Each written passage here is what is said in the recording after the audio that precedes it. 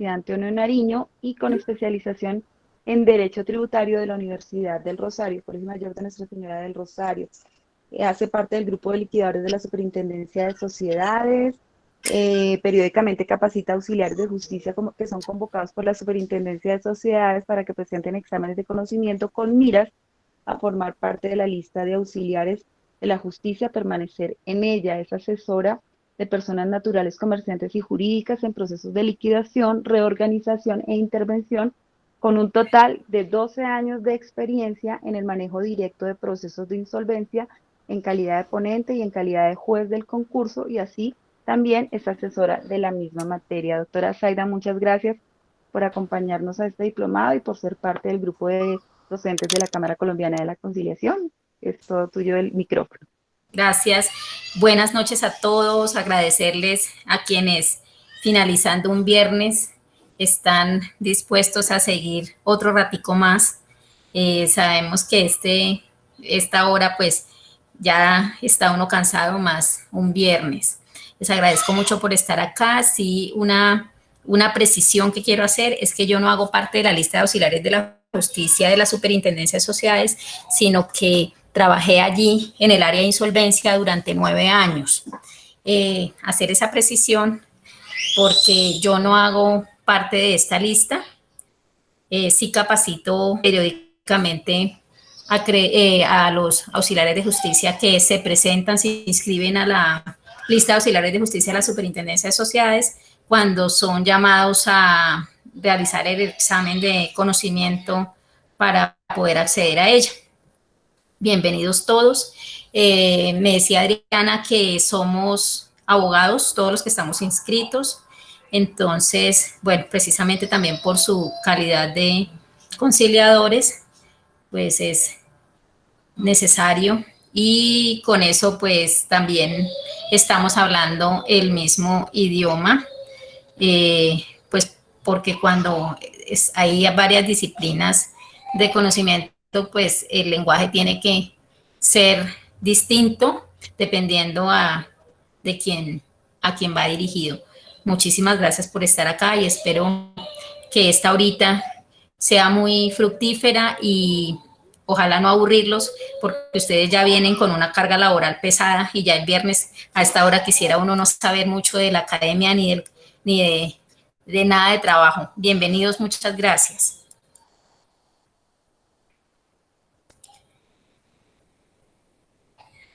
Para empezar, entonces, voy a ponerles una presentación de un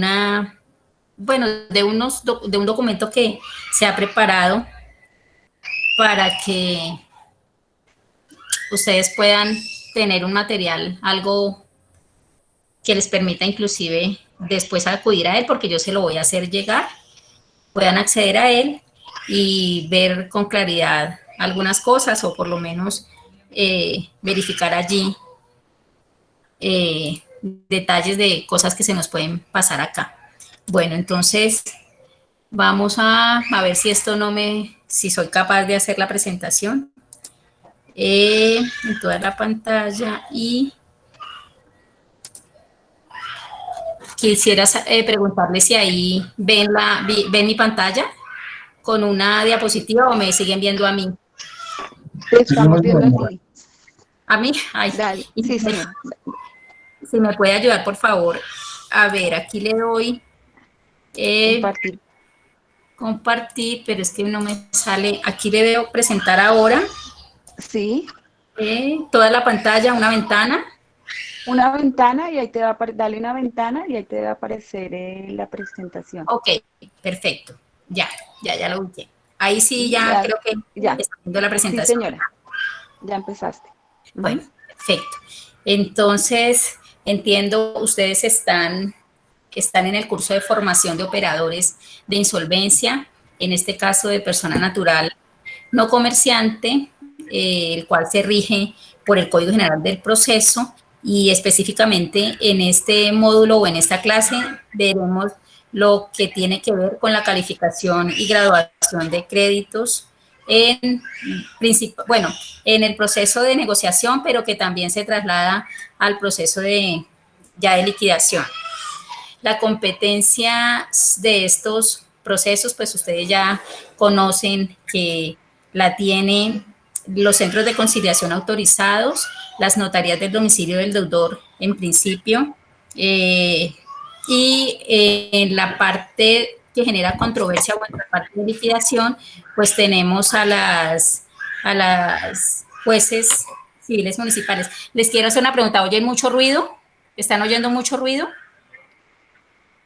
Sí, una niña que está llorando. Dando por allí, permítame a ver si logro que le... Permítame, por favor, qué pena con ustedes, un momento. Tranquila, A tranquila. ver si podemos hacer que...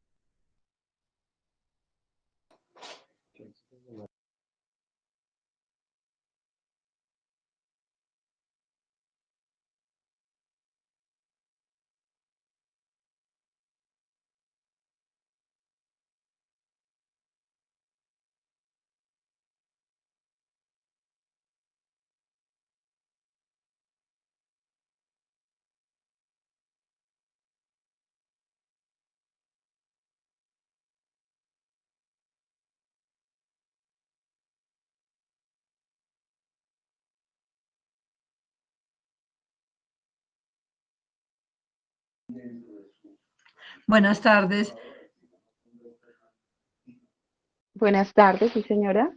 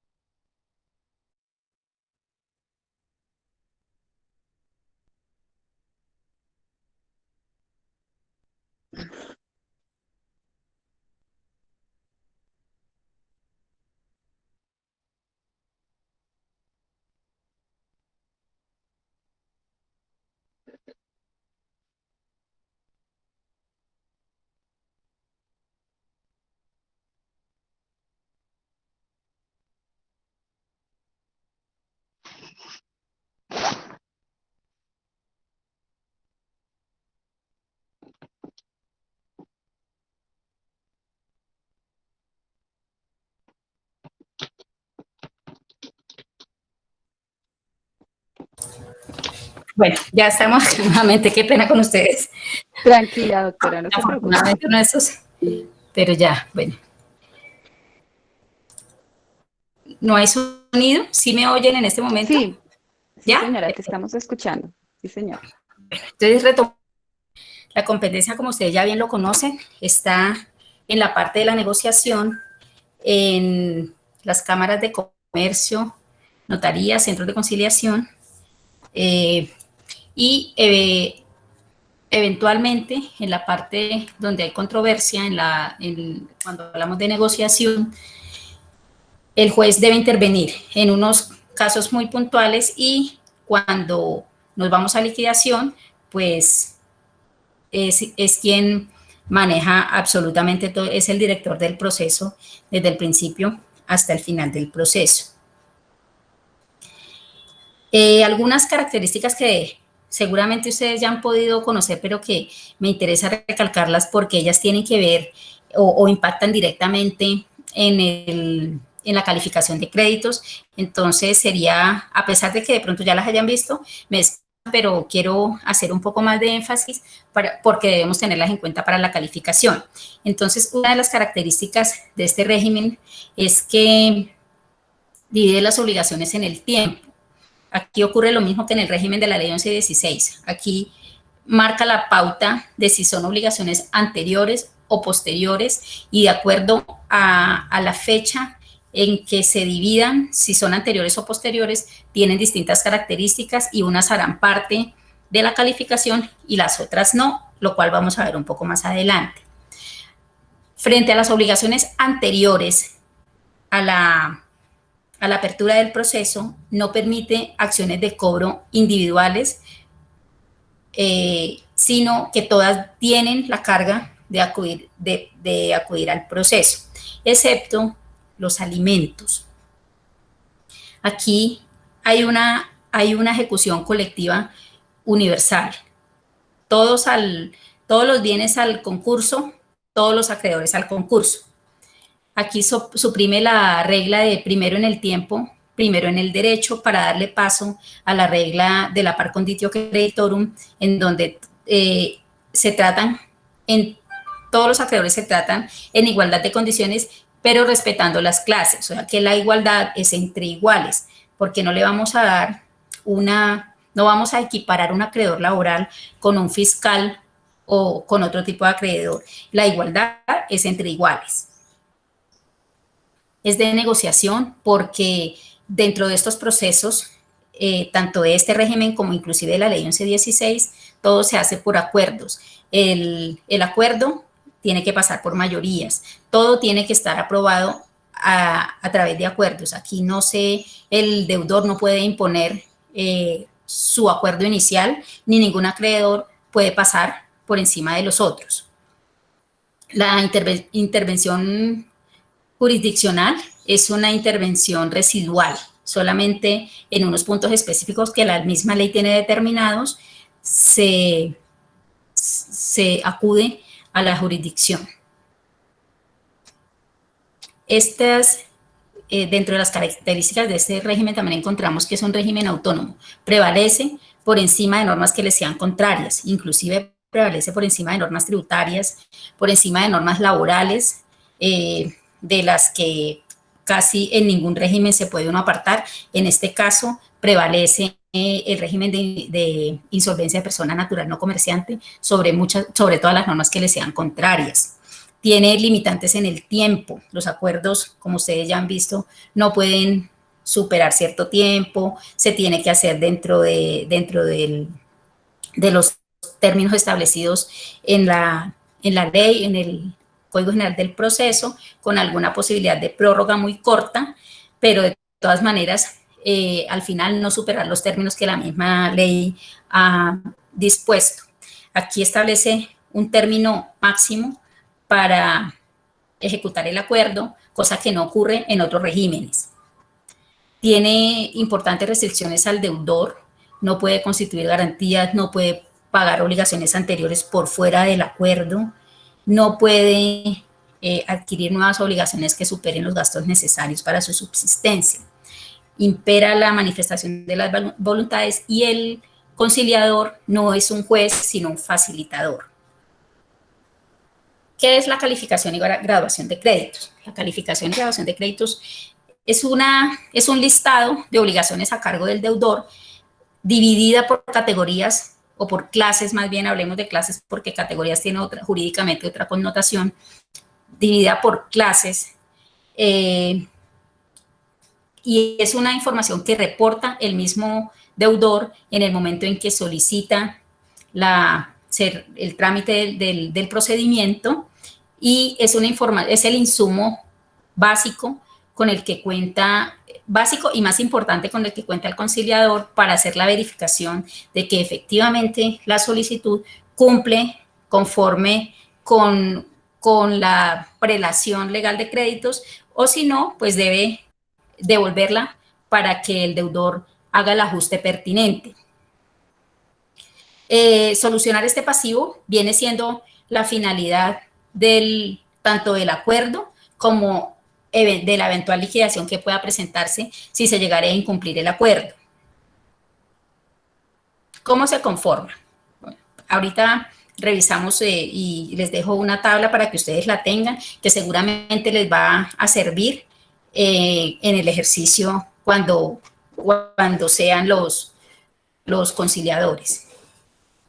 El deudor aporta dentro de su solicitud, aporta la calificación de acuerdo a la prelación, que más adelante en una diapositiva posterior, vamos a ver cómo es esa calificación. Si no cumple, el conciliador la devuelve para que sea subsanada dentro de los 5 días. Si no se subsana, se entiende desistida la solicitud, de acuerdo con el artículo 539, numeral tercero del Código General del Proceso.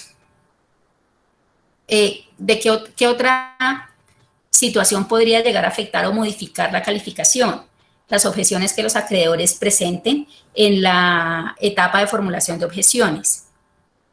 O también lo puede afectar un crédito litigioso que finalmente termine siendo crédito cierto en el curso de la negociación. Por eso, dentro de la calificación se deben incluir tanto las obligaciones condicionales como las litigiosas. Las obligaciones condicionales son aquellas que dependen, por ejemplo, de la actuación de la DIAN. La actuación de pronto la DIAN le está diciendo, venga, que usted no me pagó en forma correcta los impuestos, entonces lo requiero para que me demuestre que sí lo hizo. En ese momento tenemos y la DIAN inicia la investigación. Ahí tenemos una condicional. Puede que de lo que haga la DIAN resulte que no hay un crédito a favor de la DIAN o que no resulte ser superior a lo que yo reconocí y se quede tal cual. Pero también puede ocurrir que dentro de la fiscalización que haga la DIAN encuentre que dejamos de pagar alguna obligación. Eso viene a modificar la calificación. Igual ocurre con los créditos litigiosos. Yo puedo tener un litigio y decir que tengo, o valorarlo de alguna manera, creer que puede resultar el fallo siendo de una u otra manera e inclusive podría resultar que yo voy a pagar menos o más de lo que tenía presupuestado dentro de ese litigio. Ello me afectaría, por supuesto, la calificación, y esos créditos litigiosos deben incluirse dentro de la calificación que se deben hacer. Un aspecto fundamental a la hora del conciliador revisar la calificación es el punto de partida de la admisión. Todo lo que esté, porque más adelante el deudor tiene que actualizar sus obligaciones hasta el día anterior a la apertura. Entonces, el punto de partida de inicio del proceso es súper importante porque es la fecha que va a tener el conciliador para revisar que la calificación cumpla. Entonces,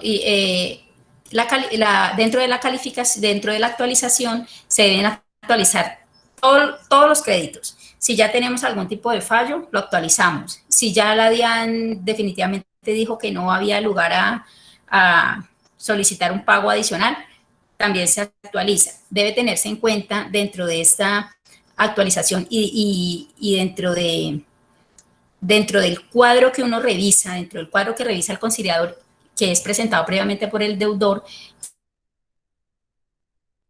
que adicionalmente incluye cuenta la VR, el precio del dólar o el precio de algún tipo de moneda con el que se haya pactado alguna obligación al día anterior a la apertura. Eso para efectos de calcular los votos, solamente para ese efecto, para efecto del cálculo de votos, porque todas estas situaciones pueden ser parte del acuerdo, es solamente para efectos de los votos. Se separa el capital de los intereses, como quiera que la votación se toma solamente con el capital. Ahí no entran multas, no entran sanciones, no entran intereses. Solamente para efectos de los votos se va a tener en cuenta el capital. También hay que especificar el valor de los bienes que tengan prenda o, bueno, prenda o hipoteca. ¿Para qué esto? Porque puede ser que el valor del activo supere la obligación o al revés, o la obligación sea inferior al valor del activo. En ese caso, se va a tener que, si por ejemplo contamos con que yo tengo una hipoteca constituida por 20 millones, pero resulta que el bien solo vale 10, yo reconozco como capital garantizado solamente el valor del activo y la diferencia lo llevo a la quinta clase, porque lo que tiene garantía es hasta el valor, hasta la concurrencia del valor del activo. Si el activo es superior al crédito, pues no tiene ningún inconveniente porque se califica 100% la obligación en tercera o segunda clase dependiendo del tipo de activo. ¿Hasta ahí hay alguna pregunta? ¿O prefieren que continuemos la presentación y al final hacemos todas las preguntas? Sí, doctora, yo preferiría que hiciéramos toda la presentación y al final abrimos un espacio de preguntas. Preguntas, perfecto. Bueno, aquí tenemos un ejemplo de cómo sería una calificación y graduación de créditos. En la primera clase incluimos los créditos laborales. Dentro de estos créditos laborales se incluye la seguridad social. Hay como una cierta costumbre a incluir la seguridad social con los parafiscales. La seguridad social tiene prelación de acuerdo a la ley 100, tiene prelación igual a la de cualquier crédito laboral. Y esa seguridad social pues será la de la pensión salud y las ARL. Luego de ello tenemos los créditos fiscales. Dentro de los créditos fiscales, todo lo que sea impuestos, tasas y contribuciones. Aquí no se incluyen sanciones ni intereses. Esta parte de la no inclusión de intereses ya ha sido una jurisprudencia decantada por la Superintendencia de Sociedades, en donde ellos cambiaron de posición más o menos en el año 2016. Hubo un cambio de posición porque al principio o antes de ello, el crédito fiscal se reconocía en primera clase, en el segundo orden, por toda la obligación. En liquidación, excepto intereses, pero ahí se reconocía toda la obligación. Entonces teníamos unos créditos elevadísimos de la primera clase fiscal que dejaba en muchas ocasiones casi sin posibilidad de cobro a los demás acreedores. La superintendencia varió de postura y dijo, los créditos fiscales, de acuerdo a lo que dice el Código Civil, son aquellos generados por impuestos, tasas y contribuciones, no por intereses, no por sanciones. Y entonces es importante tener en cuenta a la hora de la calificación o a la hora de la verificación de la calificación que dentro de los créditos fiscales no se incluyan ningún tipo de partida que no corresponda a ingreso, tasa o contribución. Las sanciones se calificarían en este caso en quinta clase, porque la garantía no cobija sanciones. Y luego vendríamos con los créditos parafiscales, en donde encontramos a las cajas de compensación en este caso, porque generalmente allí están cajas de compensación, está SENA y está ICBF, pero generalmente las personas naturales no comerciantes tienen la obligación solamente de pago de cajas. Si eventualmente tuviera personal a cargo, como por ejemplo los profesionales liberales que no requieren una inscripción en una cámara de comercio, no requieren tener una expedición de un certificado de cámara de comercio ni nada de esto, porque en ese orden no le aplicaría ni siquiera este régimen. No tienen la obligación de pagar SENA ni de pagar ICBF, pero sí pueden tener personal a cargo. Pudieran tener obligación cuando se supere cierto número de acreedores y en ese caso, pues estaría incluido en los parafiscales, ICBF, cajas de compensación y el SENA. Pero pues la generalidad es que eventualmente solamente tienen la caja de compensación. tienen, por ejemplo, la empleada o alguna persona a cargo a la que sí le deben pagar caja de compensación. En segunda clase, encontramos a los acreedores garantizados con bienes muebles, que vendrían a ser las garantías mobiliarias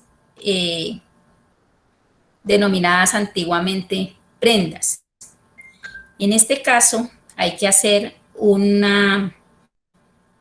puntualizar este asunto porque la jurisprudencia de la Superintendencia de Sociedades e inclusive la jurisprudencia de la Corte Constitucional ha dicho que las garantías mobiliarias no hacen parte del concurso o de la negociación de deudas de la persona natural no comerciante, precisamente por su naturaleza de no comerciante, porque esta ley fue diseñada primero para que la mediana y la pequeña empresa pudiera acceder al crédito ofreciendo bienes distintos a los tradicionales, como inmuebles, que era lo que más se ofrecía en garantía. No era posible o no era tan viable ofrecer cosechas, ofrecer otro tipo de garantías distintas a las tradicionales. La Superintendencia y la Corte Constitucional ha dicho no. A las personas naturales no comerciantes no les aplica la ley 1676. Adicionalmente, porque si nos vamos a la literalidad de la norma, dice previstos en la ley 1116 de 2006. Y esta ley ni siquiera se la aplican, la ley de garantías mobiliarias ni siquiera se la aplican a las personas naturales no comerciantes que llevan a proceso de recuperación o a proceso de liquidación vía ley 1116, porque hay unas personas naturales que aún siendo no comerciantes, la ley que le aplica es la 1116. ¿En qué eventos? En el evento en que sea el controlante de la persona jurídica que ha sido admitida a un proceso ya sea recuperatorio o liquidatorio bajo ley 1116. Es decir, que si ustedes se encuentran que la persona natural hace la solicitud, siendo persona natural no comerciante, pero controlante de una empresa, de una sociedad, esa solicitud no debería aceptarse, porque el régimen aplicable es el de la ley 1116. En conclusión, estos acreedores de segunda clase no tendrían forma por vía de garantía mobiliaria de venir a ejecutar la garantía en el proceso de negociación, aquí en el proceso de negociación, a presentarse como garantía o a querer llevarse el activo por el hecho de tener una garantía mobiliaria. Como quiera que esta ley no le es aplicable a la persona natural no comerciante. Ahora les paso la jurisprudencia y les doy el dato de una decisión de la Superintendencia de Sociedades respecto de una persona natural no comerciante, pero controlante de su empresa. La tercera clase es la de los acreedores con garantía hipotecaria. Y aquí vuelve y juega el tema y es importante tener acá muy presente el valor del activo, porque en la tercera clase voy a reconocer el crédito solamente hasta la concurrencia del valor del activo. Si el activo es inferior, pues yo reconozco solamente la parte que corresponda al valor del activo y la diferencia la llevo a la quinta clase porque esa porción no queda garantizada. En la cuarta clase, hijos de familia por bienes de su propiedad que administra el padre y personas que están bajo tutela o curatela contra los respectivos tutores o curadores. Y en la quinta clase están los demás acreedores que no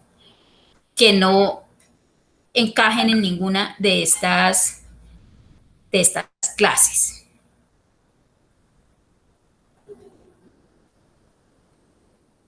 ¿Qué debe contener la calificación?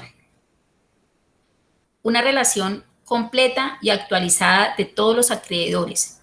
Adicionalmente, esto es importantísimo para el deudor porque si él deja por fuera activos o si desconoce acreedores, eso tiene unas consecuencias que pues juegan en contra de él.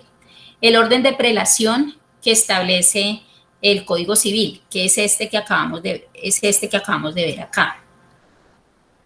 nombre, domicilio, dirección, correo electrónico, porque como ustedes tienen que hacer las comunicaciones, tienen que verificar que toda esta información venga dentro de la solicitud, porque luego el problema lo van a tener ustedes para poder comunicar la apertura a los acreedores.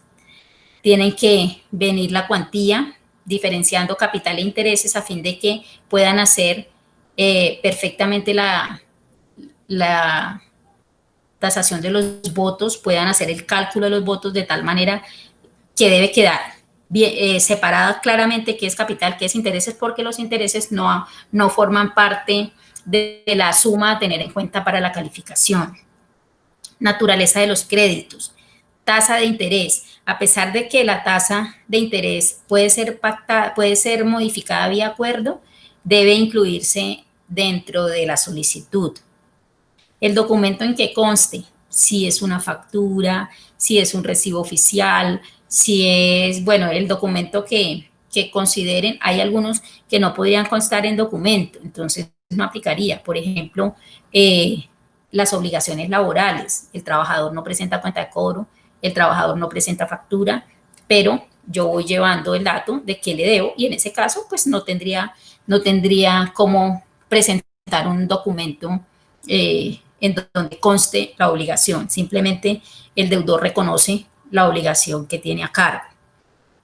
La fecha de otorgamiento del crédito y el vencimiento. Esto es importante porque una objeción podría basarse en que el crédito, que la obligación esté prescrita. Entonces es importante que las fechas estén dentro del documento que presenta el deudor al momento de hacer la solicitud. Nombre, domicilio y dirección de la oficina o lugar de habitación de los codeudores, fiadores, avalistas. Si no se llegara a conocer, así se lo debe hacer saber el deudor al conciliador. Aquí, este es un ejemplo que les voy a dejar de cómo debe presentar el deudor. Pues podrá presentar cualquier otro formato, pero finalmente la información que debe entregarles es esta. Aquí el nombre del deudor, su identificación, fecha de inicio del procedimiento, es importante tenerla. El valor de la VR del día anterior al inicio, el valor del dólar en caso de que tengan una obligación pactada en dólares. Hay tarjetas de crédito que están pactadas en dólares. Entonces, esa parte es importante para saber, para efectos de poder hacer una adecuada calificación. En este caso aquí vendría el nombre del deudor, su NID o su identificación, NID, cédula, la clase de crédito, el número de la obligación, la fecha del otorgamiento, la fecha de vencimiento, el saldo capital, saldo de intereses. Si tiene algún tipo de garantía, hay que describir el bien que está dando en garantía, el nombre de los codeudores de ser el caso, el domicilio y la dirección. Este formato yo creo que les puede servir como guía, entonces yo se los dejo. ¿Cómo sería la calificación definitiva? Como este documento va a ser puesto a consideración de los acreedores, ellos tienen derecho a objetarlo, ya sea por la existencia del crédito, por la naturaleza, por la cantidad de las obligaciones relacionadas allí. Y si esas discrepancias en principio se le presentan al conciliador. Si el conciliador advierte que pueden ser subsanables, pues puede proponer fórmulas de arreglo, puede llamar a las partes, en fin. Si definitivamente en sede de conciliación, en sede de negociación, no se puede subsanar la falencia o el desacuerdo, la objeción que ha mostrado el acreedor, tenemos que acudir al juez civil. Si no se presentan objeciones o ellas se subsanan, pues esta vendrá a ser la calificación definitiva. Y esta calificación definitiva es muy importante tenerla en cuenta porque con ella es que se va a hacer el acuerdo. Es con esta calificación definitiva, porque ya puede ser distinta a la que el deudor presentó desde el inicio de la solicitud. Aquí puede ser modificada por cuenta de las objeciones. Hay obligaciones que, si bien es cierto, pueden hasta discutirse en la negociación, son obligaciones que no forman parte de la calificación y graduación de crédito. Y ellas son los gastos de administración y las expensas. Es importante tener en cuenta que los gastos de administración pueden ser cobrados por vía ejecutiva. Si el deudor se entra en mora o se abstiene de pagar este tipo de obligaciones, puede ser ejecutado por los acreedores y en este caso no el hecho de que esté en un procedimiento, en un centro de conciliación o en una notaría, no lo protege frente a procesos ejecutivos por cuenta de gastos de administración. Dentro de los gastos de administración, pues son todos aquellos que se generan a partir de la aceptación de la solicitud. Son todas las obligaciones posteriores al inicio: salarios, impuestos, impuestos de cualquier naturaleza, prediales, impuestos de vehículo, cuotas de administración, servicios públicos, los gastos necesarios de la subsistencia del deudor, esos son gastos de administración y de las personas a su cargo, o cualquier obligación que el deudor deba seguir sufragando después de la apertura del proceso. Como les repito, estas obligaciones no quedan protegidas por haberse iniciado el procedimiento de negociación, y las expensas tampoco hacen parte de los créditos a calificar y graduar. Ellos serán solamente los anteriores a la apertura del proceso. Y estas obligaciones tienen prelación sobre las obligaciones calificadas y graduadas. Estas deben pagarse con preferencia y no pueden ser o no son parte del acuerdo. El acuerdo solo se hará con los créditos calificados y graduados.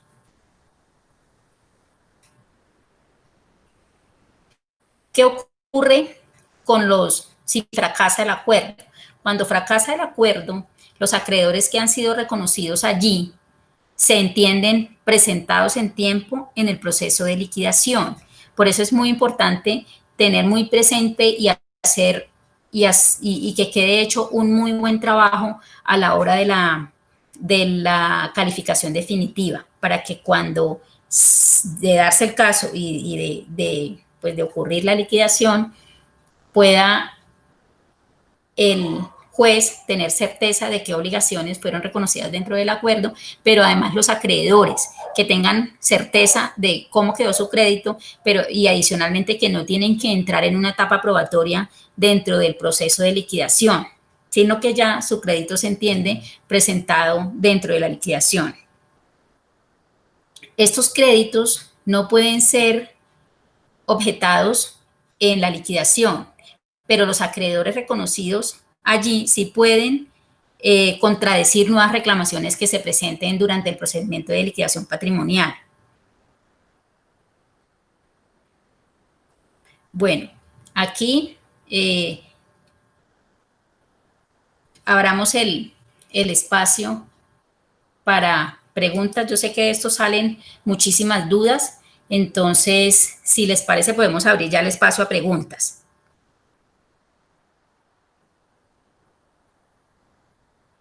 No. Sí, señora, si quieres ya podemos empezar, doctora. No sé si empezamos a leer en el chat. Perdón, ¿yo te ayudo? Sí, por favor. Sí, señora. Bueno, doctora Nubia Garzón me dice que no hay sonido, pero pues ya veo que sí. Bueno, hay una pregunta, doctora, de la hipoteca abierta. En algunos trámites de insolvencia, aquí nos están preguntando por la hipoteca abierta. Los acreedores, cuando presentan su crédito como hipoteca abierta sin límite de cuantía y que están para no solamente la obligación hipotecaria, sino también las tarjetas de crédito, Sí. se deben graduar entonces las tarjetas de crédito en quinta clase o las gradúan en la misma clase de la hipoteca. Siempre siempre que el activo no supere el valor del crédito, se reconoce en tercera clase, porque una característica que tienen todas las hipotecas es que tienen que cubren los créditos que se originan en esa hipoteca como tal y todo lo que se le adhiera a ella y todo lo que el cliente a futuro pueda obtener con esa misma entidad bancaria. Entonces, siempre que el activo no supere el valor del crédito, se reconoce en tercera clase el 100%. Si llegara a darse que, que el activo es inferior al valor del crédito, pues se reconoce aún la hipoteca original, aún la hipoteca, el crédito por la hipoteca original se reconocería solamente hasta la concurrencia del valor del activo y la diferencia se lleva a la quinta clase. Entonces la respuesta es sí, siempre que el activo sea suficiente para cubrir el 100% de la obligación. En la primera clase, bueno, en la primera clase no estaban los alimentos, sí, la otra ya lo explicó que en la primera clase están los alimentos. Los créditos con garantía mobiliaria deben incluirse en la clasificación y graduación de créditos o por el contrario deben excluir. No, los créditos con garantía mobiliaria se incluyen. Lo que pasa, y ¿para qué le sirve la garantía mobiliaria al acreedor? Para conservar la prelación, pero no se puede llevar el bien. Lo que pasa es que cuando hay una garantía mobiliaria, podemos decir que el acreedor tiene una superprelación, pero no acá en este caso. La tendría en los procesos de ley 1116, pero con las personas naturales comerciantes y con las sociedades, no con las personas naturales no comerciantes que son sujetas del régimen de la ley 1116. Y sí se incluyen y se incluyen dependiendo de la naturaleza del activo. Si es un bien mueble, se incluye en segunda clase. Si es un bien inmueble, se incluye en tercera clase, aunque ha habido como una variación de jurisprudencia en la Superintendencia de Sociedades porque decía los bienes con garantía hipotecaria no puede aplicársele la ley de garantías mobiliarias. La ley de garantías mobiliarias tiene una excepción en donde dice si la hipoteca es anterior a la entrada en vigencia de la ley, le aplica siempre y cuando el acreedor beneficiario, el acreedor tenga haga el registro en Confecámaras dentro de los 6 meses siguientes a la entrada en vigencia de la ley. Pero eso solamente para efectos de la 1116. Aquí a persona natural no comerciante no se le puede aplicar esa norma. Ok. Si el crédito tiene la garantía mobiliaria y va al día, por ejemplo, porque ese acreedor no está en la calificación y graduación en igualdad de condiciones a los demás acreedores, es otra pregunta que hace. No, para la admisión se deben dar unos presupuestos y de los presupuestos no está que todos los créditos tienen que estar vencidos o en mora, solamente dos. Dos obligaciones con 2 o más acreedores. Y una característica que ocurre es que cuando el deudor entra a negociar, todos sus plazos se aceleran. Entonces, por eso debe incluir a todos sus acreedores en el listado de acreencias. Esté vencido o no esté vencido, debe estar incluido. No puede dejar ningún acreedor por fuera porque el hecho de dejar acreedores por fuera le trae consecuencias que lo afectan, como son el tema del descargue, en donde sus obligaciones se vuelven naturales en caso de que no alcancen a ser cubiertas en una eventual liquidación. Si él guarda silencio, se oculta bienes, o si no incluye a todos los acreedores a sabiendas de que son acreedores suyos. Entonces, independientemente de que tenga o no tenga garantía mobiliaria, esté o no esté al día, debe ser incluido dentro del listado de acreedores. Ok. Pero entonces ellos no pueden, como ahora todos los créditos, lo que era anterior prenda, por ejemplo, en el caso de los vehículos, en algunos casos los acreedores están llevando el vehículo así la persona no sea comerciante, están haciendo la ejecución directa, o sea, eso estaría afectando el principio de igualdad a los acreedores y el principio de universalidad. Sí, claro, sí, claro. Y existe jurisprudencia que de la Superintendencia de Sociedades, hay una jurisprudencia en el proceso de Camilo Martínez Pinilla, en donde la superintendencia dijo, si bien es cierto, está bajo el régimen de la ley 1116, en principio podríamos decir que le aplica. ¿Por qué? Ujú. Porque este régimen de garantías mobiliarias le aplica a las personas insolventes que acceden al régimen de la ley 1116, pero aquí este deudor tiene una connotación especial y es que no es comerciante, que no es persona natural comerciante y que su llegada a la ley 1116 es porque es el controlante de las obligaciones del deudor principal, no porque en sí él ejerza una actividad comercial, es porque la ley lo ha amparado de esa manera y no le es aplicable la ley 1676 de garantías mobiliarias, ni siquiera en sede de insolvencia bajo ley 1116, por ser una persona natural no comerciante. Ok, listo. Las cosas reconocidas en un proceso deben graduarse, de ser así, ¿en qué clase? Las costas, sí. Si ya tenemos ya tenemos una sentencia, si ya tenemos si ya tenemos las costas liquidadas, se deben graduar y se deben graduar en quinta clase, independiente de la naturaleza del crédito del cual derive. Por ejemplo, podemos tener un crédito laboral ya con sentencia en donde nos condenaron en costas.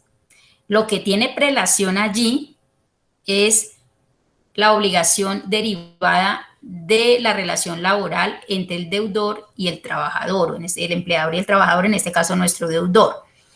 Las costas no tienen ningún tipo de prelación, entonces las costas se calificarían como quinta clase independientemente de que hayan sido fijadas en un proceso laboral.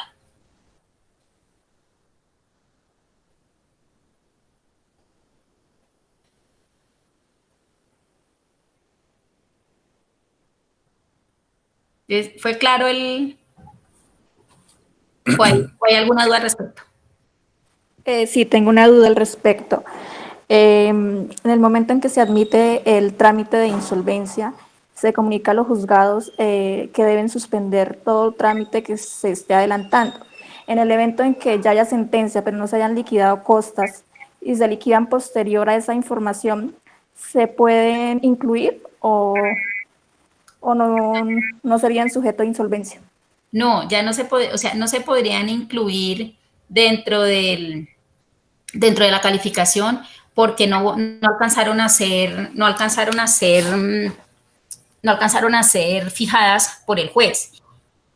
Y el proceso se queda allí donde está. Seguramente se va a poder reconocer como litigioso para que en el evento en que se llegue a incumplir el acuerdo, en la liquidación se puedan reclamar, porque cuando el acuerdo se incumple, se le comunica a los jueces y seguramente mientras ocurre el evento de incumplimiento y la admisión a la liquidación, es posible que el juez fije las costas.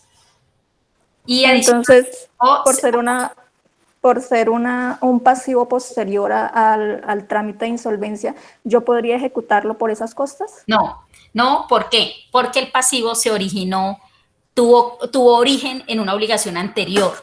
Todo lo que tenga origen en obligaciones posteriores es lo que vamos a tener como gastos de administración, pero esas costas son derivadas de un proceso anterior a la apertura. Es como si usted tiene, por ejemplo, podría tener un crédito litigioso laboral, por ejemplo.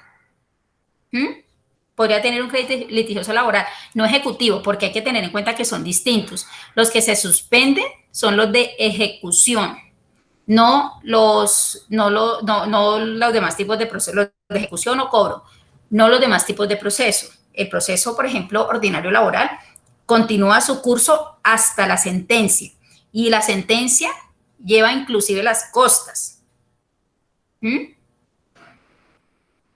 La sentencia inclusive cobija las costas. Y una vez en firme la sentencia, se lleva al proceso de negociación y allí se reconocen como le corresponda. como ha quedado en litigioso de primera clase, ese crédito litigioso entonces ya se va a volver cierto y va a ubicarse dentro de los créditos de primera clase por las obligaciones de primera clase, ¿sí? Las que tengan la prelación, porque por las costas que llegue a fijar el juez en el proceso ordinario, ellas serían de quinta. Gracias.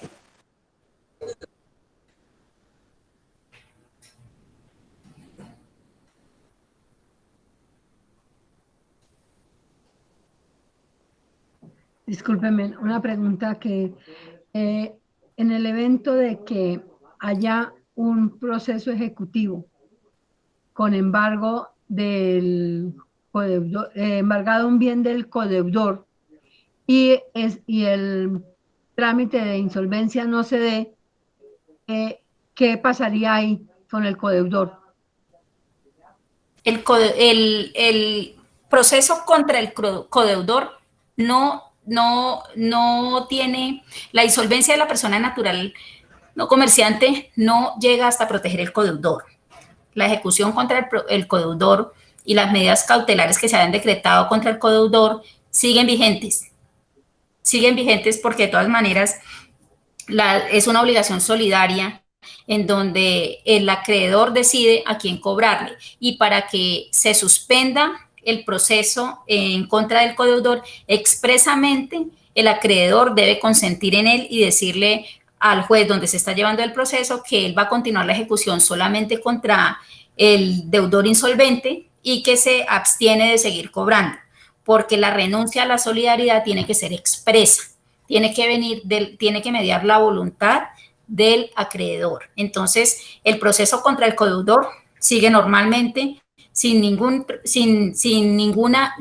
beneficio por cuenta del acuerdo que va a suscribir el deudor. En este caso no haya hecho así el bien, la deuda que tiene el insolvente haya sido suspendida por efectos del trámite de insolvencia. Sí, señora, el proceso se suspende solamente a favor del deudor en insolvencia. No se suspende a favor de los acreedores, de los deudores solidarios. El proceso contra el deudor solidario continúa como si nada hubiera pasado.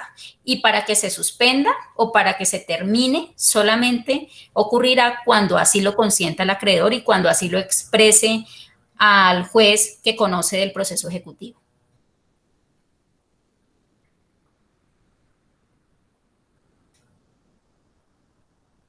Bueno, ¿otra pregunta? ¿Tienen otra pregunta? Hay otra pregunta que dice, ¿cuál es el tratamiento que se debe dar a un pasivo que no tiene soporte y lo relaciona el deudor? ¿Cuál es el tratamiento? El deudor reconoce su pasivo dentro del listado. Que no tenga soporte, pues digamos que para eso se somete se pone en conocimiento de los demás acreedores, para que ellos digan el soporte de este documento que es, o para que ellos objeten el crédito por falta de soporte o por la razón que sea, momento en el cual, una vez puesto en traslado, los interesados, en este caso puede ser el mismo acreedor y el deudor, deben presentar las pruebas que pretendan hacer valer en la etapa de resolución de objeciones, para que sean tenidas en cuenta allí.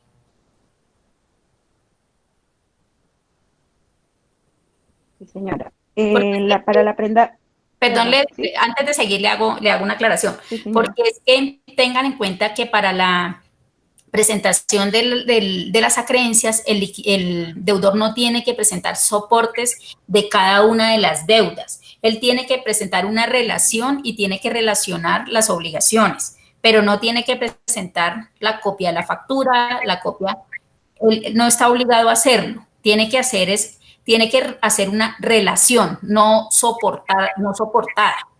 Y para eso se deja de público conocimiento de los demás acreedores esa relación y esa calificación para que tenga la oportunidad de objetarla. Ok. Bueno, sí, me pasé unas preguntas antes. Si se inicia un ejecutivo con gastos de administración o expensas, ¿puede practicarse medidas sobre los bienes inventariados en el trámite de insolvencia? No, no se pueden practicar medidas sobre esos bienes porque ellos están inmersos en una universalidad de bienes que está sujeta a un proceso que prevalece, pero sí se pueden decretar medidas cautelares sobre, por ejemplo, salarios del deudor, sobre rentas nuevas del deudor, sobre bienes nuevos del deudor, sobre esas obligaciones sí se puede, sobre estos, activos sí se puede decretar medidas cautelares. Sobre las anteriores los jueces las niegan, precisamente por estar inmersas en un concurso o en una negociación. Gracias, doctora. En caso que no sea posible notificar a uno de los acreedores, incluso vía email, ¿es necesario proceder al emplazamiento de dicho acreedor? Digamos que la norma no lo contempla, no dice qué ocurre, porque de todas maneras el deudor debe manifestar, se supone que él debe tener todo el conocimiento de quiénes son a quién le debe, pero desde mi punto de vista debería hacerse el emplazamiento, porque es la forma que aquí no se hace como en la 1116 que se fija un aviso para todo el mundo. Aquí a cada acreedor se le informa que estamos iniciando un proceso. En ese orden debería emplazársele. Así es, sí, señor. Para la prenda abierta se aplica también lo de la hipoteca abierta. Ya lo dijimos, doctora. Si se inicia un proceso ejecutivo también, perdón, si el deudor reporta el 100% del crédito y el acuerdo cubre ese 100%, ¿aún así puede perseguirse al codeudor? Es que hay una sentencia al respecto Sí, ¿qué de ocurre? eso, doctor. ¿Qué es lo que pasa? Puede seguirse, yo puedo incluir dentro del acuerdo, puedo incluir el 100% de la obligación en donde tanto deudor como codeudor, por supuesto, son obligados. ¿Mm? Aquí, ¿qué pasa? Que donde se recaude primero el crédito, si el crédito se recauda primero en el proceso ejecutivo contra el codeudor, pues allá deberá informarse al conciliador, deberá informarse que el crédito fue satisfecho allí. Pero por el hecho de que un acreedor, de un deudor, entre en proceso de negociación o de liquidación, las obligaciones del codeudor, precisamente por su calidad de solidarias, no se suspenden. En la super se ha intentado, pero la super dice no. Se ha intentado inclusive que la super intervenga en los juzgados diciendo suspéndame este proceso porque aquí lo reconocí dentro del acuerdo, está 100% reconocido. Resulta que el deudor solidario no hace parte de ese acuerdo y ese acuerdo no es vinculante para el deudor solidario. No es vinculante de ninguna manera porque lo único que está en insolvencia pues es en este caso, nuestro deudor en insolvencia. Digamos, la persona que le garantizó de alguna manera pagar la obligación vía, por vía de ser codeudor o avaliza, no, ahí no a ese deudor no lo cobija la insolvencia en este caso. La pregunta que me hacen y no la había hecho, es para la prenda abierta se aplica lo mismo de la hipoteca abierta en graduar hasta el valor del activo. Sí, sí, porque de acuerdo al Código Civil, si perece el bien, perece la garantía. Se ha dicho en ese orden, si el bien dado en garantía no alcanza a cubrir la totalidad de la obligación, la garantía se tendrá solamente por el valor del activo y la diferencia pasará a formar parte de los créditos quirografarios o créditos de quinta clase que no tienen ningún tipo de prelación. Okay. No sé si tengan, alguna otra pregunta o podemos cerrar ya. Pueden abrir los micrófonos si tienen. Sí, ¿existe alguna fórmula para poder determinar la capacidad de voto de cada acreedor? Sí, claro, sí, claro. Se calcula por el total de las obligaciones a cargo del deudor y se prorratea. Quiere decir, adicionalmente, es importante señalar que cada acreedor tiene un voto. Aquí la votación se toma de acuerdo al crédito. Si a mí me deben 10.000 pesos, yo tengo 10.000 votos. ¿Mm? Se hace una sumatoria y lo prorrateo para que me dé el 100%. Entonces, si por ejemplo si hay un acreedor que debe, para hacerlo fácil, 100 millones de pesos, a alguien le debe 40, entonces 40 millones. Ese acreedor al que le debe 40 tiene 40.000 votos, 40 millones de votos, perdón. Hay otro al que le debe 10, entonces tiene 10 millones de votos y vota de acuerdo al valor de la deuda. O sea, no se tiene en cuenta la categoría, sino la cantidad. Así es. La clase se tiene en cuenta para el momento del pago, pero para votar el acuerdo se tienen en cuenta la mayoría. La mayoría que voten el acuerdo, pues ese acuerdo vincula al resto, siempre que haya sido obtenida la mayoría. Hay Gracias. esta pregunta que dicen que si un crédito laboral es aceptado por un valor, pero posteriormente el valor se aumenta con la sentencia, ¿se debe cambiar? Cuando yo tengo dentro de mis pasivos un crédito laboral sometido a discusión de un juez, es un crédito litigioso el cual no tiene todavía una cuantía definida. Yo le establezco un aproximado, si quiero, porque yo definitivamente podría tenerlo dentro del inventario de pasivos como una obligación, un crédito litigioso sin cuantía determinada. La cuantía se la asigno en el momento en que tengo fallo, en firme. Pese a que ya se estableció la relación definitiva de acreedor. Es que cuando yo hago la relación de créditos, a los litigiosos generalmente no le establezco cuantía, porque Ok, todavía perfecto. están sin definir. Ese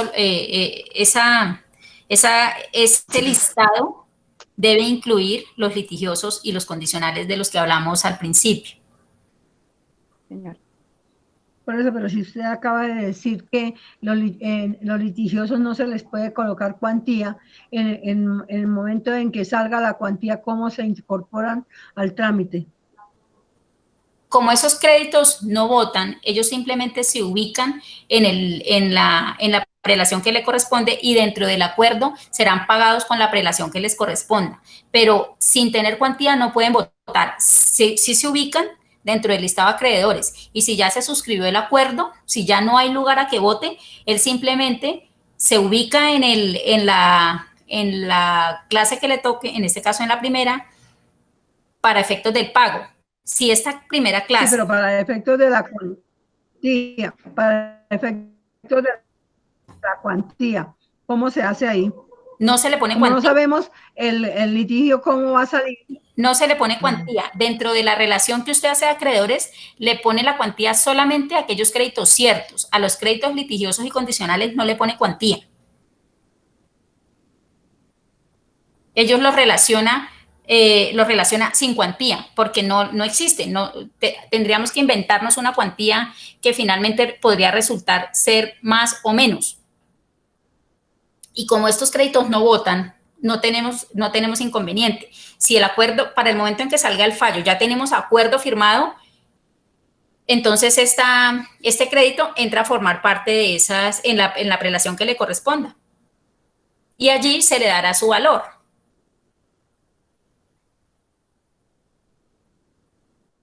Discúlpeme, pero es lo siguiente.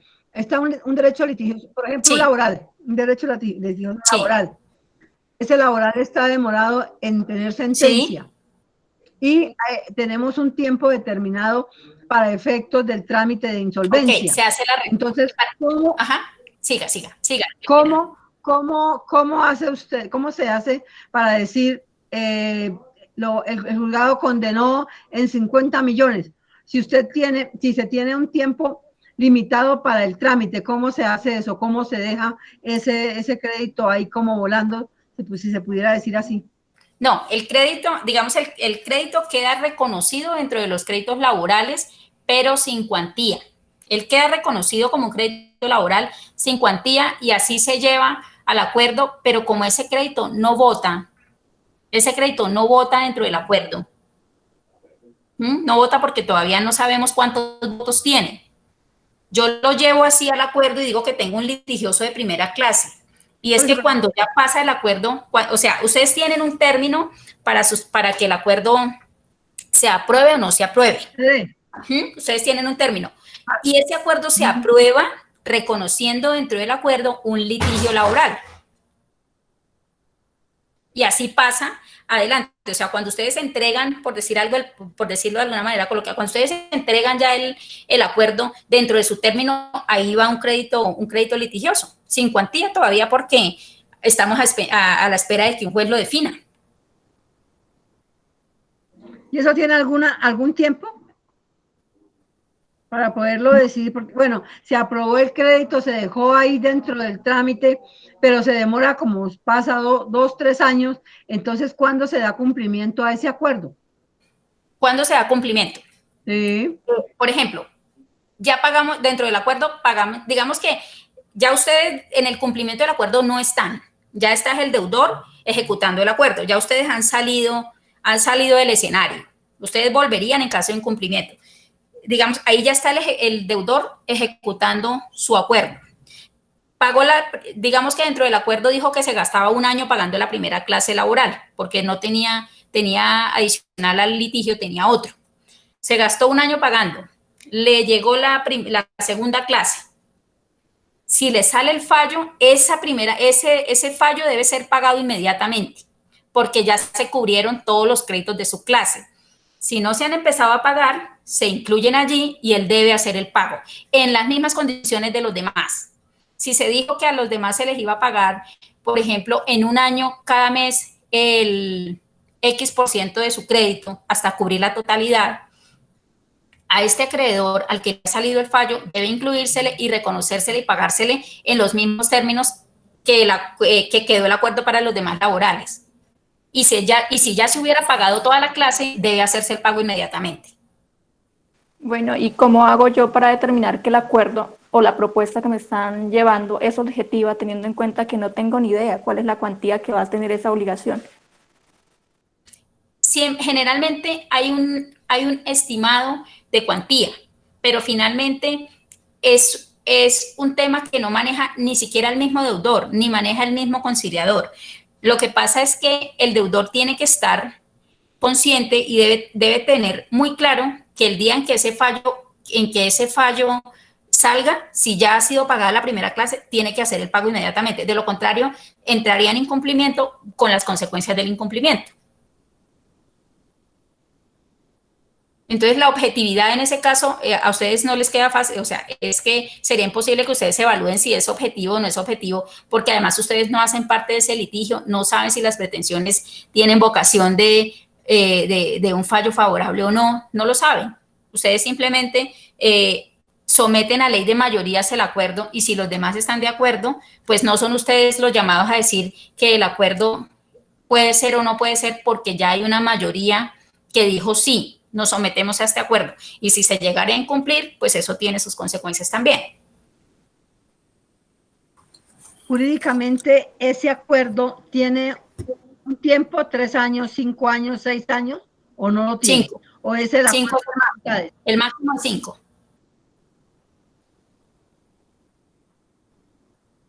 Yo no puedo hacer un acuerdo que me supere los 5 años.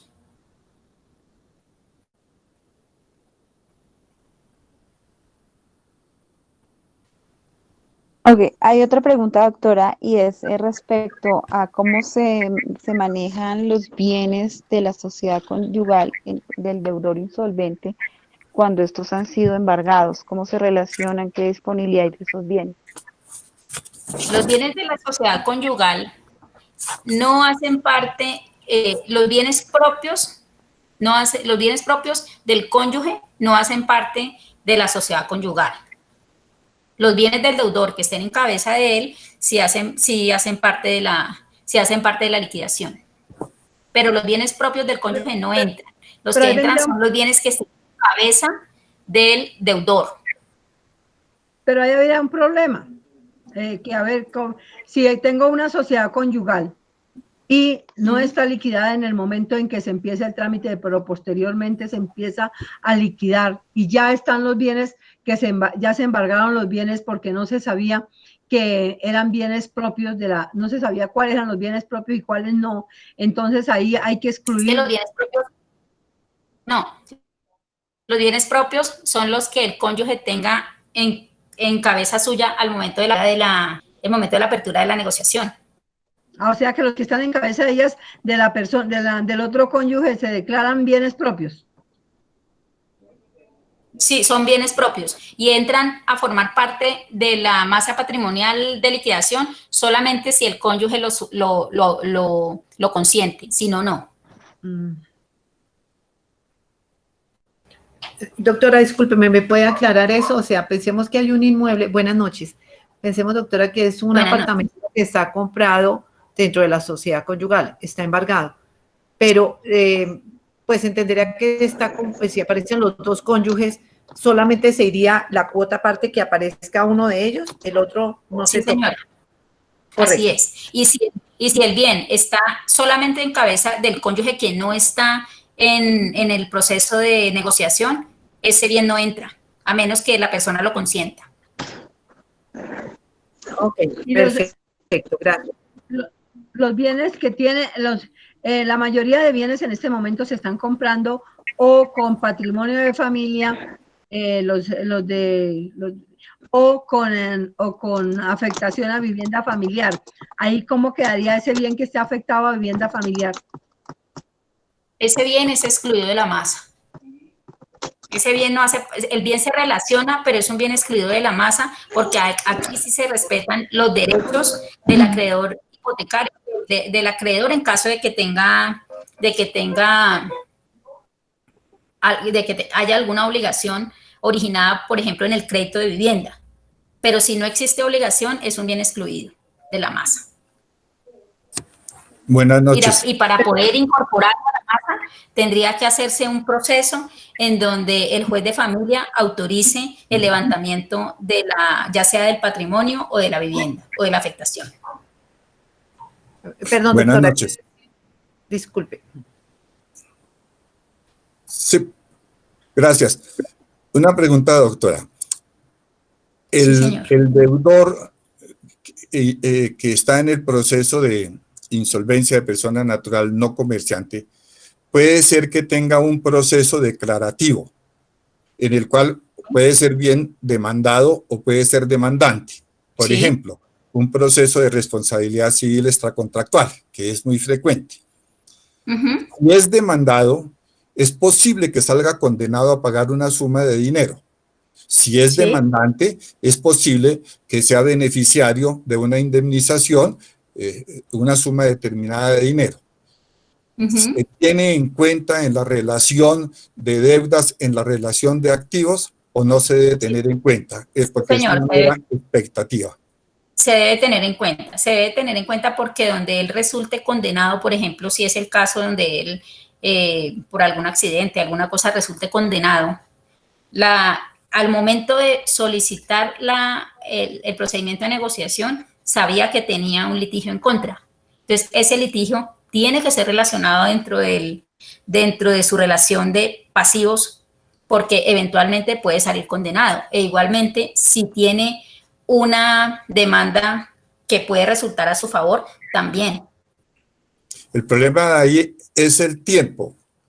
Nosotros sabemos que un proceso de responsabilidad perfectamente puede llegar a la Corte en sede de casación y, por supuesto, no se va a resolver antes de que termine el proceso y el término para el cumplimiento acordado. Entonces, allí, ¿cómo se maneja eso? ¿Qué es lo que se debe tener? En el acuerdo, se maneja en el acuerdo. Por ejemplo, el acuerdo se debe hacer con los activos que yo tengo al momento de mi solicitud, con los activos ciertos. Y ellos son los que voy a utilizar para hacer mi acuerdo, pero en el acuerdo se puede incluir o se debería incluir que si el litigio resultare favorable, esos recursos provenientes del litigio se utilizarían para cubrir los pasivos a cargo del deudor.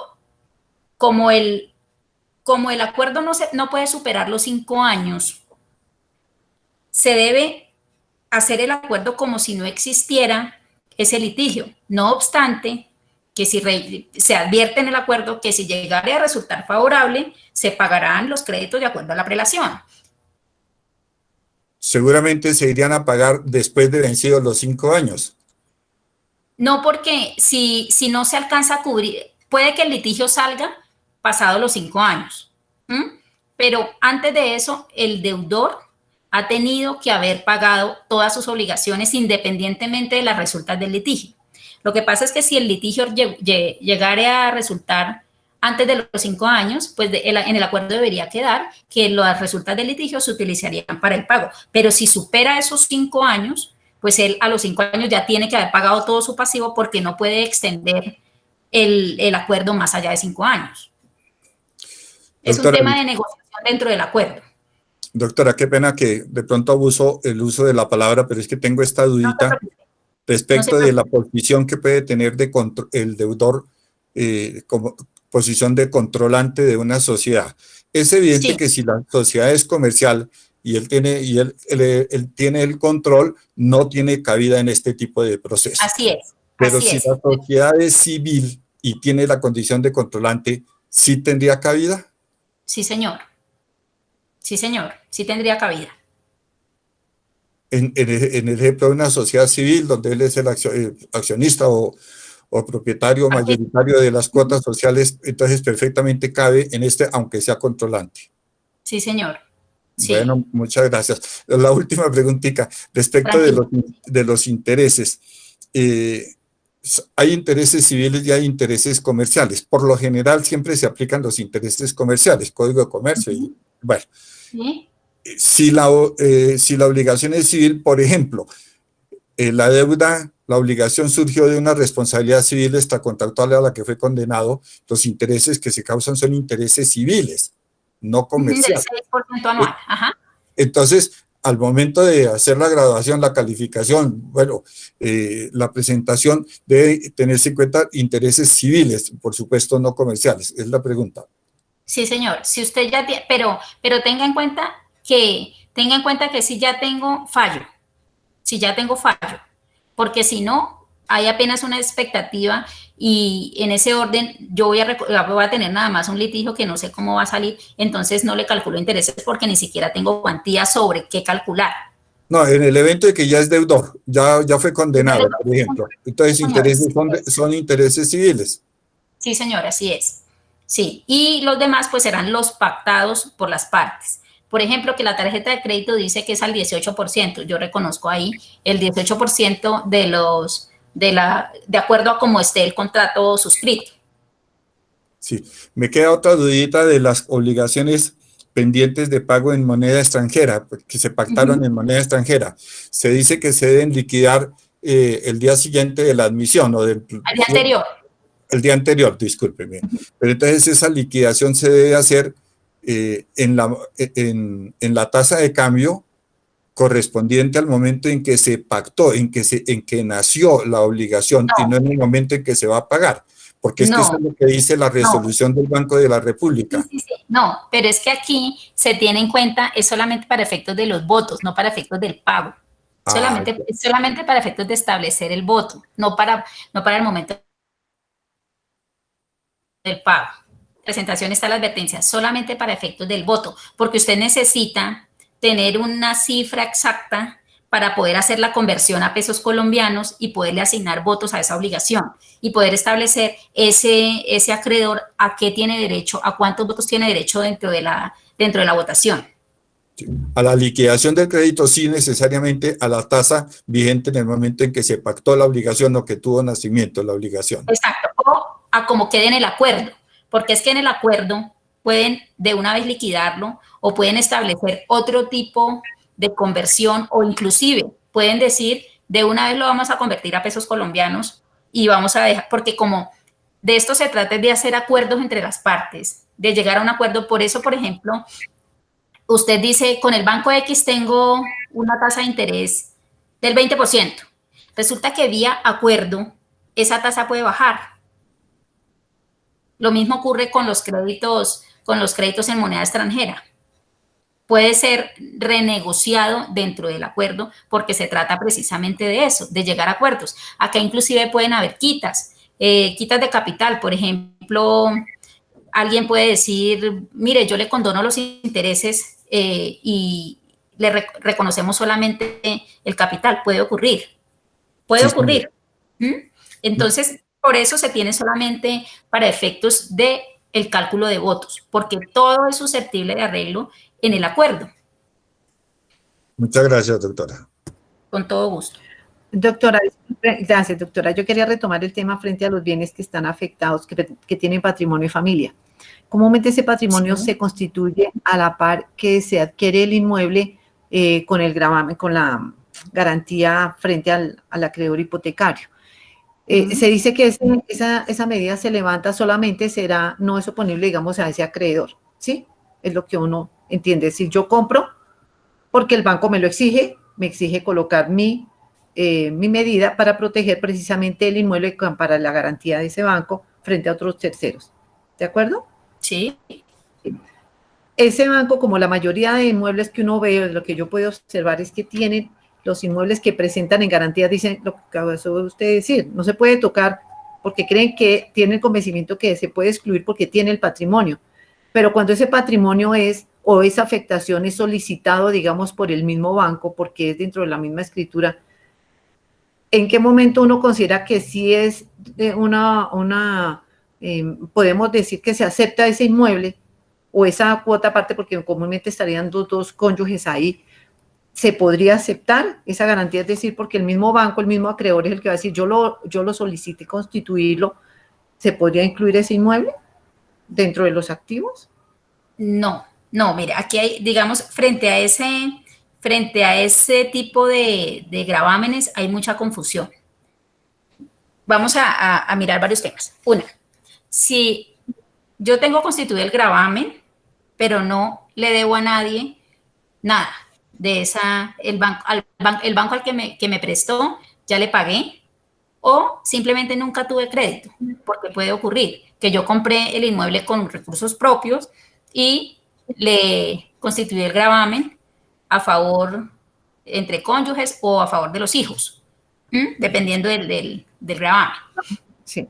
Si es esa situación y ese bien va se reporta dentro de la masa, si es esa la situación en donde no le debo a nadie, ese bien queda excluido de la masa. O sea, no lo puedo utilizar para pagar a los acreedores, porque es que precisamente esas protecciones se dieron para eventos como estos. Para evitar que la persona fuera ejecutada y perdiera el inmueble por cuenta de una obligación. Entonces, en este caso, asimilamos este concurso o esta negociación a un concurso de acreedores que vendría a ser un proceso ejecutivo universal. Allí afuera sería un proceso ejecutivo individual, solamente uno con uno, el deudor con un acreedor. Sí. Si yo no le debo nada a ese acreedor originado en crédito o en algo que tenga que ver directamente con la construcción del inmueble, ese inmueble no se puede perseguir. Ocurre lo mismo aquí en la negociación. Pero si hay de por medio un acreedor que tenga derecho a perseguir ese bien, se le respetan los derechos de ese acreedor que tiene derecho a perseguir el bien. Y para yo poder incorporar, en el caso de que no le debo a nadie sobre ese inmueble, para poderlo incorporar a la masa, tengo que agotar unos pasos que me permitan incorporarlo a la masa, pero no se incorpora de pleno derecho. Tiene que agotarse un paso, inclusive hasta podría llegar al juez de familia o al notario para poder levantar ese gravamen, porque si está dentro de la masa con el gravamen no se puede adjudicar. Si fuera el caso, por ejemplo, de una liquidación, no se puede adjudicar porque cuando tan pronto usted le lleve el documento a registro, le van a decir que no, que tiene una afectación. Entonces, para poderlo incorporar a la masa, previamente se tiene que cumplir con los requisitos del levantamiento del gravamen. Y en caso de que le deba, por ejemplo, al banco, el único que conserva el derecho a perseguir ese bien es el banco porque la ley así lo ha establecido. Gracias, doctora, muy amable. Con gusto. Doctora, buenas noches. Buenas noches. Gracias. Dos preguntas rápidamente. La primera es, retomando un poco lo de los procesos litigiosos, en caso de que superemos el término de los 5 años para el cumplimiento del acuerdo, ¿se podría hablar que en el caso de que, digamos, salga el fallo posterior a los 5 años, podemos hablar de un cumplimiento del acuerdo de todas formas? ¿O cómo, sí, claro. Sí, claro, porque es que de todas maneras estamos pendientes de la existencia de que salga un fallo. Y desafortunadamente aquí no se ha previsto ni que se constituya, por ejemplo, un título para garantizar las resultas de la obligación. En materia de insolvencia de ley 1116, pues como son acreedores personas que llevan contabilidad, si son personas naturales comerciantes, pues tienen que llevar contabilidad. Sí, y si son sociedades, también llevan contabilidad, les obligan a hacer una reserva. Pero generalmente, como esos acuerdos de ley 1116, el más pequeñito es de 10 años. En 10 años se ha salido el fallo. Aquí no. Aquí es posible que el fallo, aún superando el término de los 5 años, no haya salido. Exacto, sí. Entonces, en ese orden, en el momento en que salga, pues el acreedor tendrá derecho a que el deudor le pague inmediatamente, o si no, pues ahí ya vienen las posibilidades de ejecución. Ya sería una ejecución individual, porque ya el acuerdo frente a lo que quedó en el acuerdo se cumplió. Exactamente, listo, esa era la duda que tenía, gracias, doctora. Y la segunda es para complementar un poco el tema del emplazamiento, porque como el emplazamiento no interrumpe el término, aquí en el caso de la negociación de deudas no habría una interrupción del término, ¿cierto? O sea, ¿cuál sería el tratamiento? ¿Cómo podría darse? Porque en la práctica, pues digamos que de aquí a que se pueda emplazar a uno de los acreedores, ¿cómo sería el manejo en sí? Porque Reconocerlo por la obligación que reconoce el deudor y tenerlo en cuenta por la obligación que reconoce el deudor. Ah, ok. Sí, no se puede excluir porque ya finalmente el deudor reconoció que tiene una obligación pendiente que de pronto no se le puede comunicar a su acreedor, pero él está reconociendo, hay que tenerlo en cuenta dentro de la lista de acreedores. Pero como operadores de insolvencia sí debemos agotar el tema hasta incluso el emplazamiento, ¿sí? Debería ser así, digamos. Debería ser así, inclusive para evitar inconvenientes inclusive que vayan a declarar a futuro la nulidad del acuerdo. Exactamente, claro. Se agotaron todos los requisitos, se agotaron todas las posibilidades para que concurriera al proceso. Ese acreedor que debía concurrir, pero no se pudo. Claro. Listo. Y ahí se habla inclusive de ausentes y disidentes. Perfecto, muchas gracias, doctora. Bueno, sí, señor. Bueno, muchas gracias a todos. Perdón, estaba esperando, por cierto, pues el compañero quería intervenir, pero tengo otra preguntita. ¿Es posible? Sí, claro. Doctoras. Señor Gabriel, siga, por favor. Sí. Muchas gracias. Ojalá pueda contestarle. Esperemos que no me corte. No, señora. Es respecto de la intervención de los codeudores, fiadores y avalistas, aunque lo de los avalistas, no sé, lo tendría yo en un puntico aparte. Por ejemplo, en el caso de un codeudor, lo que yo he entendido o yo puedo entender es esto. Si es el deudor que está incurso en el procedimiento de insolvencia, le debe a un banco. El banco, indudablemente, tiene un título o valor, o seguramente es un pagaré con la firma de un codeudor. Si el banco le cobra al codeudor y el codeudor paga, pues ese Sí. codeudor se convierte en un acreedor y se hace Es un parte del rogatario. proceso. Es un rogatario. Sí, claro, y se convierte en acreedor del mismo deudor y hace parte como acreedor. Yo lo veo claro, me parece que Sí. es así. Siempre, Pero sí, siempre que así lo quiera el acreedor, porque el sí, acreedor claro. podría sustraerse de participar del concurso y de cobrar dentro de ese concurso al solidario, Sí, por el pues, que él pero no en el concurso, sino por fuera, en un proceso ejecutivo por fuera, lógicamente. Al codeudor no tiene nada no, que ver con el proceso. pero el codeudor no puede hacer ningún tipo de ejecución por fuera. El codeudor no puede pagar. Sí puede ¿Por qué? pagar, no puede ejecutar, no puede ejecutar al deudor nuestro, por decirlo así de esa manera, al deudor Sí, que claro, tenemos claro, tramitando un acuerdo. No, él sí puede pagar, claro que puede pagar, claro, claro. claro. Entonces lo que yo pienso es esto: paga, el deudor, el codeudor paga. Entonces inmediatamente se convierte en acreedor y se hace parte en el proceso como un acreedor más dentro de. Sí, claro, lo puede Pero, hacer. pero si ese codeudor no es requerido nunca para que pague por él, nunca lo requieren para que pague. Pienso yo que no tiene nada que hacer en el proceso de insolvencia. Ah, no, si el deudor, el solidario vendría al concurso siempre y cuando lo hayan ejecutado, siempre y cuando Sí. lo estén persiguiendo.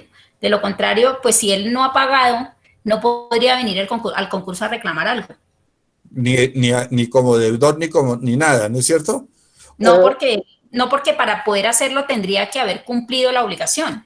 sí, y lo pueden citar como codeudor en el proceso de insolvencia. Por ejemplo, alguien dice, mire, a mí es el deudor, permítame la expresión, lo llamamos deudor principal, me debe 100 pesos.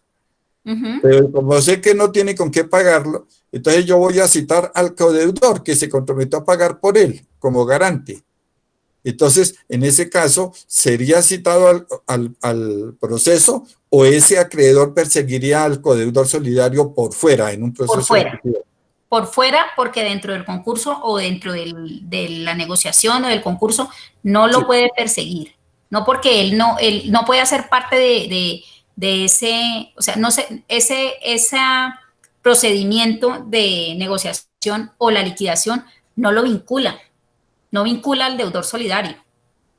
correcto. Entonces, si el acreedor quiere perseguirlo, tendrá que hacerle su ejecutivo o si ya inició el ejecutivo antes de que iniciara la negociación, pues tendrá que continuar el proceso, porque para no continuarlo tendrá que manifestarlo expresamente en el proceso ejecutivo, que esté en curso antes de la apertura de la negociación. Sí, muchas gracias. Una preguntita sobre prescripción, ¿molesto mucho? No, señor, siga. Esta pregunta la formulé, pero yo no quedé satisfecho con la respuesta y de pronto no entendí bien, no me alcanzó el entendedero hasta allá. La pregunta Tranquilo, no es esta. si puedo Eh, se la contesto, si no me comprometo a conseguirle la respuesta. Muchas gracias, doctora. Pensemos en una obligación que está documentada, por ejemplo, en un título o una letra de cambio. En el ¿Sí? momento de la solicitud ya hay prescripción, ya han transcurrido los términos de prescripción, por ejemplo, los 3 años. ¿Sí? ¿Sí? Sin embargo, el deudor la relaciona y ¿Sí? relaciona al acreedor y relaciona la creencia. Lo ¿Sí? que yo pienso es que cuando él la relaciona, a Está pesar de estar renunciando. prescrita, está renunciando a la prescripción. Y Sí, como está renunciando a la prescripción, ya no se podría alegar prescripción ni por vía de objeción ni de ninguna manera. Es lo que es mi pregunta. No sé qué se condición. se puede alegar, pero ¿qué ocurre? Que no llegan a acuerdo dentro de la objeción. Al no llegar a acuerdo, se le lleva al juez para que el juez diga si operó o no operó la prescripción y si por el hecho de que el deudor lo haya reconocido dentro de su listado de acreencias, quiere decir que está renunciando a la prescripción. Sí, Esa, digamos, si no se logra, si yo no puedo, si los demás acreedores o el acreedor que dijo, venga, este crédito ya está prescrito, no podría venirlo a reconocer acá. Y las partes no se ponen de acuerdo en ello, ¿Qué ocurre? Que hay que llevarlo al juez y será el juez civil el que diga operó la prescripción, no operó la prescripción o con el reconocimiento hay renuncia. Porque que haya operado o no la prescripción no lo definimos ni los conciliadores, ni el deudor, ni el acreedor. Esa prescripción tiene que ser declarada por un juez. Muchas gracias, doctora. Bueno, ¿sí quedó satisfecho con la respuesta o tiene Sí. su duda todavía? No, estoy contento, muy satisfecho, sí, señora. Muchas gracias. Perfecto. Bueno, muchas gracias a todos, doctora Zaida, muchas gracias por su intervención. Ya creo que es el momento de, bueno, De despedirnos. recordar, Muchas gracias, doctora, doctora. ¿sí, Una señora? feliz noche. Sí, ya es el momento de despedirnos, doctora, muchas gracias. El otro viernes continuamos con la doctora Zaida en el manejo de acreencias públicas y privadas. Entonces, doctora, muchas gracias. Les recuerdo entonces que nuestras clases los sábados de módulo práctico empiezan el otro sábado. Nosotros les estaremos haciendo llegar el ID de Zoom y la contraseña para que por favor se conecten. Podemos ir inscribiéndonos para la observación de audiencias, porque tenemos que ir programándolos porque no los podemos colocar a todos al mismo tiempo en la programación de audiencia. Entonces, para que por favor nos vayan mandando el correo de solicitud a secretaría, por favor informando que es de insolvencia, porque también vamos a programar conciliación en derecho que se está haciendo el curso al mismo tiempo que ustedes. Entonces, muchas gracias a todos por su participación y estamos cualquier cosa en contacto por correo. Feliz fin de semana. Muchas gracias a todos y ojalá no se me haya dormido ninguno. Es lo que espero y hayan entendido muy bien lo que queríamos transmitir. García gracias, Márquez doctora. dijo que le pedía el favor a los que se durmieran, que no roncaran muy duro para que no despertaran a los demás. Sí, que apagaran el micrófono. García Márquez, ¿no? Ay, sí. Buenas noches, gracias. Bueno, que Gracias a estén muy todos. bien. Feliz noche, ingeniero. Tenemos la Gracias, muy grabación. amable, gracias. Hasta Muchas luego. gracias. Listo, Bueno, que gracias. estén muy